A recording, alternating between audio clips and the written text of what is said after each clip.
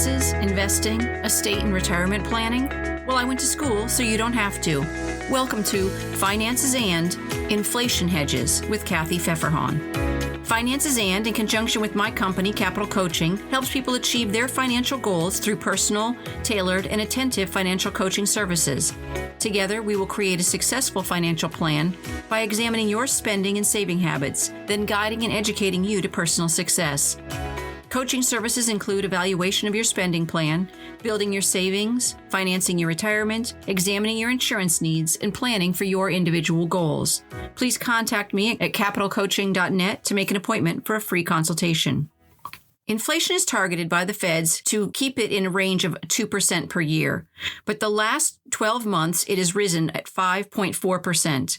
Of course, we've seen it rising in our gas prices, food prices, and even the housing market with interest rates going up. I'll discuss with you ways to save on all of these, as well as investing options that work during high inflation periods.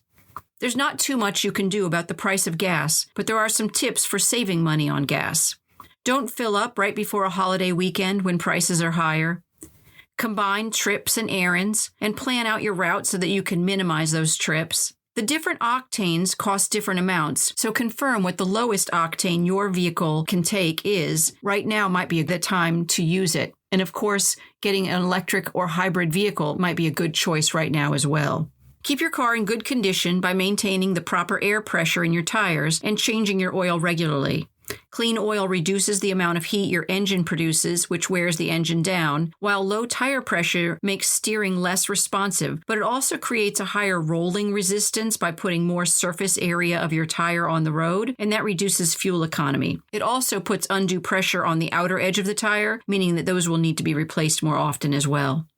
Keep your vehicle cleaned out so you're not carrying extra weight around, which uses more gas. In fact, taking off any roof racks that you're not using on a regular basis will help because it diminishes wind resistance and uses less gas.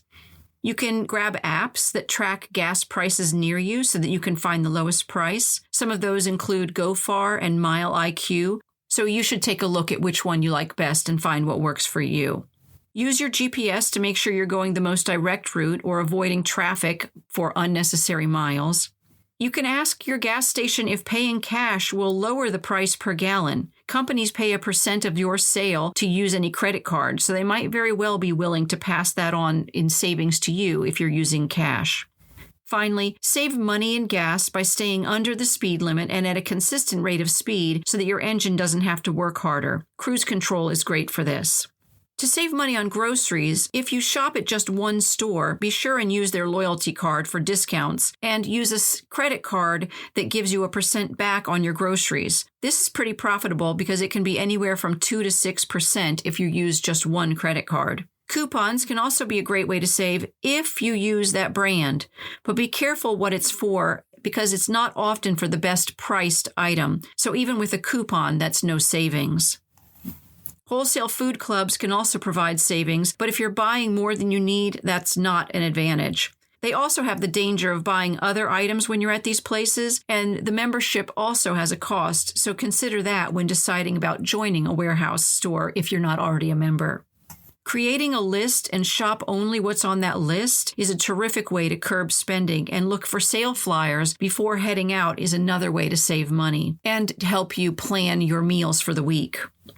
Buying cheese and shredding it yourself will save money. Slicing veggies or making your own salads instead of buying those prepackaged items will help as well. Store brands cost less than brand names, and often they're actually even made by the big brand name companies. They do this because they don't have to spend money on advertising. Consumer Reports found that store brands cost up to 27% less than brand names. Try at least one store brand a trip, and I think you'll find yourself buying more and more of these. Although it's a small savings, bring your own bags. If you're charged for them, this will also help save money over time. For more tips on saving money on your groceries, listen to one of our top episodes called Meal Planning, episode 50.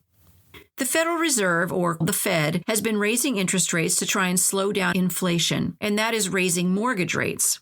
Housing prices have been rising since 2019 as people started looking for larger homes since we were staying home. At that time, rates dropped to just around 2%, and now they are up as high as around 5%. That's 5% of the home's price. So if your home you're looking to buy is $500,000, that comes to $305,000 in interest over 30 years. So shopping around for the lowest interest rate or even putting off buying a home might be the right thing right now.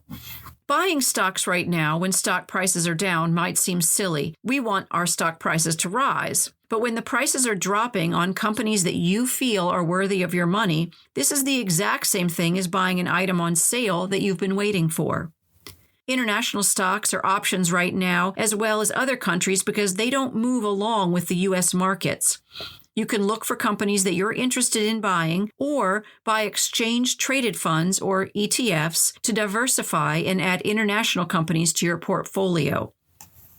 REITs, real estate investment trusts, are sold on the stock market like company stock is, but it includes many properties like commercial businesses, residential and rental properties, and industrial real estate. These, if they're purchased outright, are going to tie up your money in an illiquid way, while buying a REIT is a liquid way because you're buying it and selling it on the stock market. The U.S. Treasury also sells bonds called TIPS, which stands for Treasury Inflation Protected Securities, that are designed to increase in value and keep pace with inflation, unlike typical bonds. These are set to the Consumer Price Index and are reset according to this index. You can purchase these for 5, 10, and 30-year maturities, but they can lose money if you sell them before the maturity date, so make sure you're ready for your money to be tied up for that period of time. The longer you buy a maturity date, 30 years, for example, versus 5, the more interest you'll get on it. A final option is to buy secured bank loans because they're a business that has success during high inflation periods. These too can be bought as ETFs, allowing you to have many financial institution bank loan obligations. You can imagine as people are getting more loans, banks are willing to help share the profit and loss on those loans. So consider these or do some research into them as well. Episode 46, Millionaire Habits, has great ideas for investing, and episode 43, Gold and Silver, do as well for these challenging times because sometimes people feel like that gold and silver is a good option during inflation. Keeping these strategies in mind when buying food, gas, or purchasing a home will help you keep a lid on your inflation costs, while looking into diversifying your portfolio to make it a little more safe during high-interest times will keep money you've already invested growing for you. This is Kathy Pfeffer-Hahn. Thanks for listening to Finances and Inflation Hedges. I know you chose to listen and I'm grateful. If you've enjoyed this episode, please follow or subscribe for free in your podcast provider and share your favorite episode with a friend. I'd love you to leave a review because it brings financial education to others and helps people find me more easily. Also, let me know what questions you'd like answered or any topics covered by going to the website at financesand.net and leaving a message. You can contact Capital Coaching for your personal financial needs at capitalcoaching.net. Finances and does not provide tax or legal advice, and nothing in this podcast is to be construed as such. Always consult a tax, accounting, or legal professional for advice on your specific situation. Remember, I went to school, so you don't have to.